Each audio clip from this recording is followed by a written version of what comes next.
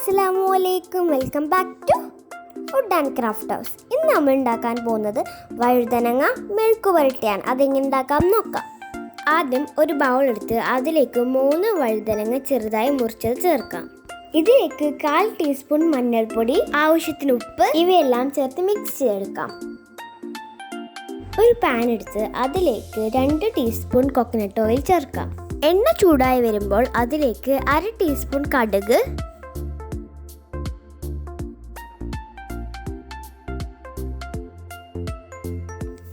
3 വറ്റൽമുളക്,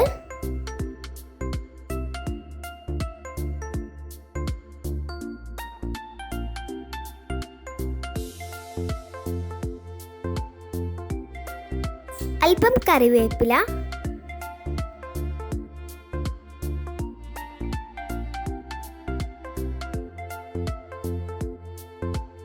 രണ്ട് പച്ചമുളക്,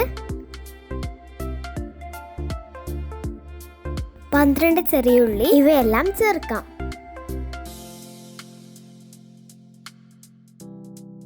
ഇത് മിക്സ് ചെയ്തെടുക്കാം.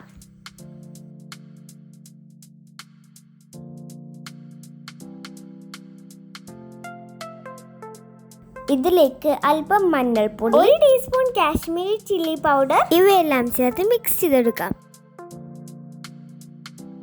ഇതിലേക്ക് നേരത്തെ മാറ്റി വെച്ച വഴുതനങ്ങ ചേർക്കാം. ഇത് മിക്സ് ചെയ്തെടുക്കാം. ഇത് അടച്ചു വെച്ച് 5 മിനിറ്റ് കുക്ക് ചെയ്തെടുക്കാം. ഇത് ലോ ഫ്ലെയിമിൽ 12 മിനിറ്റ് കുക്ക് ചെയ്തെടുക്കാം. ഇപ്പോൾ ഇത് കുക്കായി വന്നിട്ടുണ്ട്.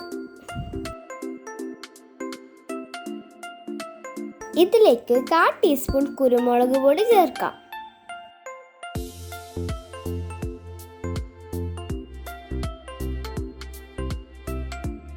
ഇതിലേക്ക് അല്പം കോക്കനട്ട് ഓയിൽ ചേർക്കാം. ഇത് നന്നായി യോജിപ്പിച്ചെടുക്കാം.